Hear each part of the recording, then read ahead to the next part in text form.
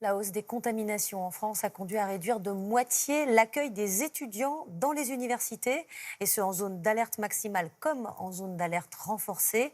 Une mesure qui risque de décourager des jeunes, de les éloigner de la fac. Des professeurs s'inquiètent déjà d'un nombre important de décrocheurs depuis la rentrée.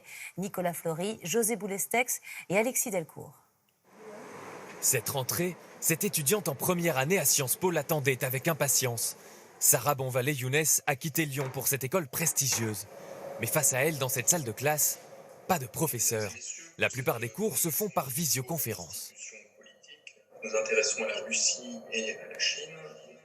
Des cours à distance. Et pour elle, l'inquiétude de ne pas réussir son année. J'ai un peu peur de ne pas être à la hauteur de l'école, qui est quand même exigeante, et de ne pas réussir à assimiler toutes les connaissances que je devrais assimiler.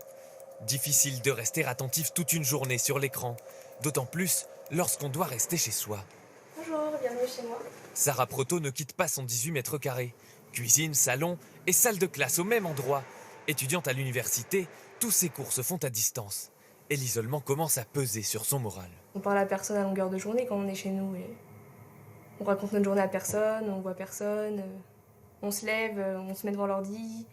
On n'a pas d'interaction, on n'a pas de coupure entre les cours et le fait de rentrer chez soi. Elle utilise les réseaux sociaux pour rester en contact avec certains de ses camarades. Un contact essentiel, car pour cette psychiatre, cette rentrée chamboulée peut présenter un vrai risque. Le risque majeur, c'est qu'ils décrochent. Il y a un contexte d'anxiété lié à l'incertitude de l'organisation de leurs emplois du temps, de leur salle de travail, de leurs travaux dirigés. Donc toute cette incertitude-là est évidemment hautement anxiogène pour les étudiants. Dans les zones d'alerte maximale, tous les établissements du supérieur doivent réduire leurs cours en présentiel. Ils ne peuvent accueillir que 50% de leurs étudiants.